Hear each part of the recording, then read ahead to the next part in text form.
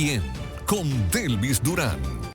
Retornamos. ¿Quién es quién? Por Luna TV, Canal 53. El presidente Luis Abinader se hizo el anuncio que va a excluir del proyecto de reforma a la Constitución tocar el artículo 174, que hablaba del poder, que quería, ese artículo quería sacar de la Constitución el Consejo Superior del Ministerio Público. Entonces, como la opinión pública, como se generó una opinión pública contraria a esa intención del Poder Ejecutivo de sacar de la Constitución el artículo 174 y sacar al Consejo Superior del Ministerio Público de la Constitución y mandarlo a una ley. Evidentemente, si el presidente Luis Abinader quiere darle garantías a ese Ministerio Público Independiente, quiere reforzar el tema justicia, quiere tener un fiscal o un procurador independiente, no había por qué tocar eso, porque eso en la Constitución le da eso, más independencia al tema Ministerio Público. Vinieron las críticas, las observaciones e inclusive yo creo que lo que más presionó fue esa carta de Miriam Germán ayer diciendo que Antoliano Peralta no la consultó, que nadie habló con ella, ni como procuradora, ni a título personal, para hablar sobre el tema del Consejo Superior del Ministerio Público. Los fiscales a nivel nacional empezaron a protestar y donde quiera que había un encuentro para discutir sobre la reforma a la Constitución, allá iban los fiscales y llevaban sus quejas. Entonces esa presión, el presidente Luis Abinader, como siempre lo ha hecho, puso oído, escuchó, entendió y ya lo excluyó de la reforma a la Constitución. Yo no sé qué espera el presidente Luis Abinader.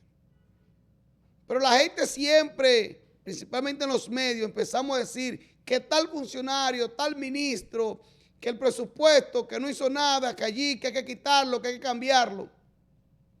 Presidente, ¿y Antoliano Peralta? Presidente, yo siento, o no sé si es que yo estoy errado. Yo no conozco personal a Antoliano Peralta, no tengo nada contra él.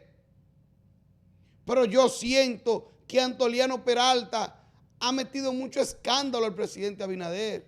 El presidente Abinader ha tenido que recular de muchos temas que tienen que ver con la parte jurídica.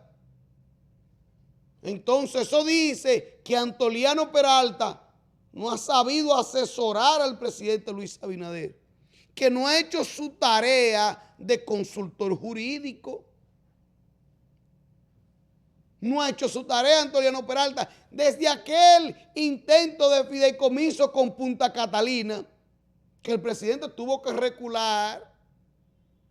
La ley trujillista violadora del DNI, que aún está vigente. Y ahora también súmele esto del artículo 174 de la Constitución. El presidente ha tenido que recular en muchos temas y son varios los contratos, los acuerdos que también se han debido revisar por la inobservancia, la falta de calidad del consultor jurídico. Delvis, tú ahora quieres hacerle crítica a Antoliano Peralta, pero cuando tú buscas hacia atrás y te llega a la memoria consultor jurídico Pina Toribio, oye, tú dices, ¿qué consultor jurídico? Pina Toribio. Cuando te llega a la mente Flavio Darío Suárez, tú dices, ¿qué consultor jurídico? Entonces, el presidente Luis Abinader se decide por Antoliano Peralta. Yo creo que Antoliano puede hacer una mejor labor en otra designación. El presidente Luis Abinader tiene que rotar, moverlo, mandarlo por ahí a Antoliano Peralta. Pero como consultor jurídico ha provocado tropiezos del presidente Luis Abinader. Con otro consultor jurídico, el presidente Luis Abinader no hubiese echado para atrás en tantos temas, porque un consultor jurídico que busca la ley, que busca la Constitución y que además tiene sentido común y se adelanta, le hubiese dicho al presidente, presidente, no vamos a tocar este artículo de la Constitución porque sacaríamos de ahí el Consejo del Ministerio Público y si queremos una justicia independiente, si queremos fiscal independiente, procurador independiente, ¿por qué hay que tocar esto? No vamos a tocar esto. Un consultor jurídico debió decir eso, advertir eso. Cosa que yo no veo que Antoliano Peralta hace. Repito, yo no lo conozco, no tengo nada contra él. Quizás es un buen abogado, quizás un buen litigante, pero como asesor, como consultor jurídico del Poder Ejecutivo, ha permitido varios tropiezos del presidente Luis Abinader. Delvis, pero quizás los tropiezos los permitió otro, no me importa.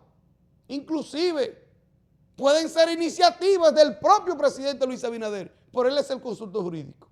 Él es el que está para hacer las observaciones. Y desde la oficina de Antoliano Peralta hacia la oficina del presidente Luis Abinader no puede pasar nada distorsionado, nada que vaya en contra de la ley, en contra de la Constitución. Repito, desde la oficina de Antoliano Peralta a la oficina del presidente Luis Abinader no puede pasar nada distorsionado porque él es el sedazo, él es el que debe de tener todo, revisar todo. ¿Es mucho trabajo? No, Antoliano tiene su equipo. Yo no puedo en esta materia constitucional porque yo no soy constitucionalista. Contrata abogados constitucionalistas para que te revisen eso. Pero no le presente a esta población proyectos, reformas, para que la gente se queje y el presidente Luis Abinader tenga que recular, tenga que echar hacia atrás y tropezar, como ya ha tropezado el presidente en varias ocasiones. Deberían estar contados los días de Antoliano Peralta como consultor jurídico del Poder Ejecutivo. Y lo dejo ahí porque no tengo nada personal, no es una campaña, tampoco es una crítica aguerrida. Simplemente lo pueden mandar para otro lado, él puede estar en otra institución. Pero como consultor ha dejado mucho que desear.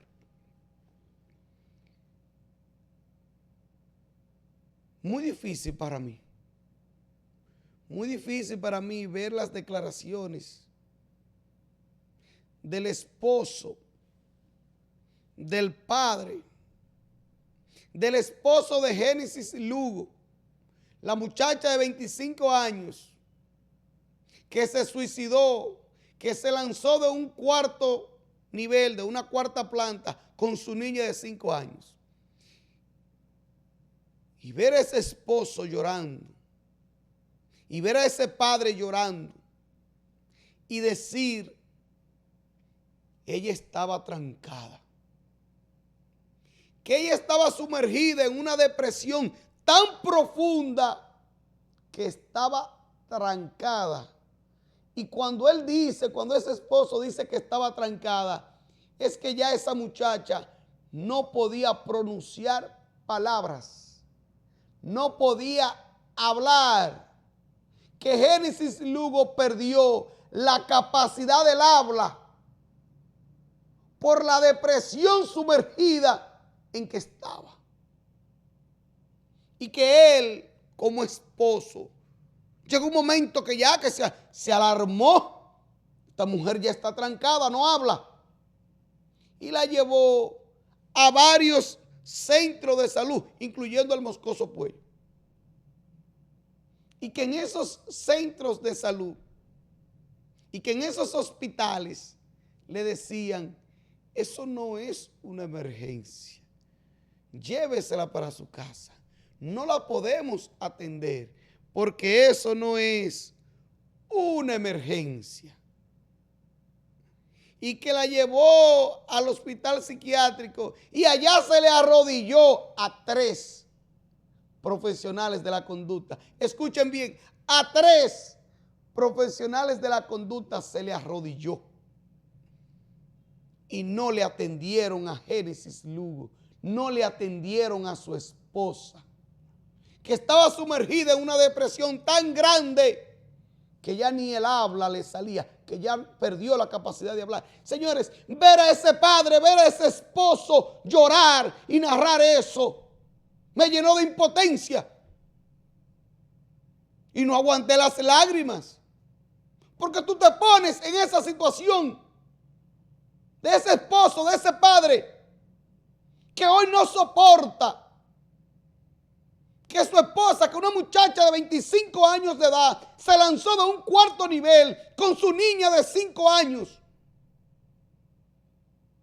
Y que podemos especular y decir que esa depresión vino porque una hermana, una tía de la niña, estaba tocando a la niña y que está presa. 3 meses de prisión porque tocaba a la niña y la obligaba a ver pornografía infantil. Y que quizá, pornografía infantil no, pornografía general. Y que quizá eso arrastró a esa madre a esa depresión. Pero ese esposo buscó ayuda, la llevó a centros de salud que debieron brindarle el servicio, debieron atenderla. Quizás hoy Génesis Lugo y esa niña estuviesen vivas, pero le cerraron las puertas en ese centro de salud, en esos centros. En el Moscoso Puello, él reclamó tanto que un guardia le dijo, quédese usted ahí que yo la voy a entrar. Un guardia. Y el guardia fue, él entró. No se sabe quién la atendió porque él no sabe. Pero allá para acá le dijeron que le compraron una pastilla. Ya, una pastilla. Una pastilla. O sea, esos profesionales de la conducta en esos hospitales deben ser investigados. Deben ser investigados. Deben ser investigados por el Ministerio Público. Y si hay que quitar el S4 y si hay que cancelarlo, que se lo quiten. Porque si atendían a esa muchacha, hoy quizás Génesis Lugo estuviese viva y su niña de 5 años. Hay que investigar. Yo no voy a inmediatamente a declarar culpables a esos profesionales de la conducta, de la medicina. Pero yo creo, mientras tanto yo creo en la palabra de ese esposo y de ese padre, que perdió a su esposa y perdió a su hija. Y él dice que llevó a su esposa a varios centros de salud, a varios hospitales y que no la atendieron. No la atendieron. No la atendieron. Le negaron el servicio. Quizás un profesional podía sacar de esa depresión profunda a esa muchacha que estaba trancada porque ya ni el habla le salía. Y ayer yo decía, aquí, esa familia no ha hablado, esa familia está muy calmada, no ha dicho nada. ¿Qué pasa? Esa familia, la tristeza de esa familia, no tienen ganas de hablar. Es que no han podido asimilar que perder esas 2 niñas, fueron 2 niñas, una de 25 años y una de 5 años de edad, 2 niñas. Ah, no. Ustedes saben quién es el principal, al que están investigando, al que están sometiendo a entrevistas, al esposo, al padre de la niña. Es el principal. Es el principal culpable ahora de las muertes de esas muchachas, de esas niñas. ¿Y quién va a investigar a esos médicos? Alguien debería investigar a esos médicos, porque ellos están para brindar un servicio y les pagan para brindar un servicio y no pueden discriminar. Y esos profesionales tienen un código, tienen ética. Tú no puedes discriminar pacientes. Ah, no, eso no es una emergencia, llévesela. O sea, para ti atenderte tienes que llegar allá ensangrentado, tú tienes que llegar allá con un infarto, tú tienes que llegar allá muerto para atenderte. Porque una situación de la conducta, una persona que no habla, que está trancada, que está ahogada en su depresión, eso no es una emergencia. No, no, no, no. Para los centros de salud en este país, eso no es una emergencia. Eso no es una emergencia. ¿Y qué diablos es una emergencia? ¿A qué es que le llaman una emergencia? Cuando hay sangre. Cuando hay sangre nada más, hay una emergencia. Si no hay sangre, no hay emergencia. La emergencia solo es si hay sangre. Parecería que es así. Y yo lo voy a dejar ahí porque entre más comento, más me enojo. Más me enojo. Marilady Paulino la subieron de rango a nuestra medallista de oro en los Juegos Olímpicos. Ayer fue ascendida a primer teniente de la Fuerza Aérea Dominicana. ¡Qué bien! Primer teniente, eso quiere decir que tiene otro rango, hay otro trato, hay otro respeto y también hay un dinerito por ahí extra para Marilady Paulino. ¡Qué bien! Enhorabuena. ¡Qué bueno que sea así! Porque si hay algo que hay que destacar aquí en el país, es que todos esos atletas de alto rendimiento son asimilados a la policía, a la Fuerza Aérea, a la Armada, son asimilados. Entonces, por ahí garantizan un sueldito. Y ahora Marilady ascendida a primer teniente. Entonces, su salario, que es de 25,000 pesos en la actualidad, eso se va a incrementar, eso va a ser algo más que bueno. Anthony Blinken, secretario de Estado de los Estados Unidos, y el canciller en México, la canciller mexicana, abordan el deber de la publicación de las actas electorales en Venezuela. Maduro y el régimen chavista no le van a hacer mucho caso a lo que diga el secretario de Estado de los Estados Unidos, pero estaba con la canciller de México. Y México y AMLO han sido aliados del régimen, al igual que Lula, aliados del régimen. Entonces, hay que ver qué tanto pueda soportar el régimen, qué tanto pueda soportar Maduro. Pero en verdad está evidenciado, más que evidenciado, del vulgar fraude. No fue un robo, no fue un vulgar fraude, fue un robo de las elecciones. Porque en Venezuela la gente fue y votó. La gente fue y votó en contra de Maduro, en contra del régimen. La líder de la oposición es María Corina Machado, pero ella no estaba en la boleta. Pero la gente fue y votó por Edmundo, no por Edmundo, en contra de Maduro y del régimen. Entonces no se dio un fraude. Fue que se robaron los resultados.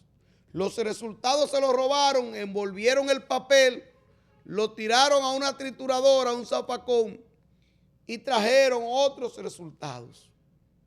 Y quieren presentar esos otros resultados como los resultados oficiales de esas elecciones. Un robo en Venezuela. Cosa que yo dudo que Maduro y su gente puedan seguir controlando en el tiempo. Esa hora de ese régimen llegó. No podrán seguir soportando eso. Tarde o temprano, y yo creo que más temprano que tarde, van a solicitar, van a pedir acuerdos. Acuerdos de impunidad. Y usted dirá, Delvin, impunidad para Maduro. Sí, habrá que dársela. Para que entreguen el poder, tendrán que darle ciertas garantías e impunidad a Maduro y a los suyos. Será hasta la próxima. Nos vemos.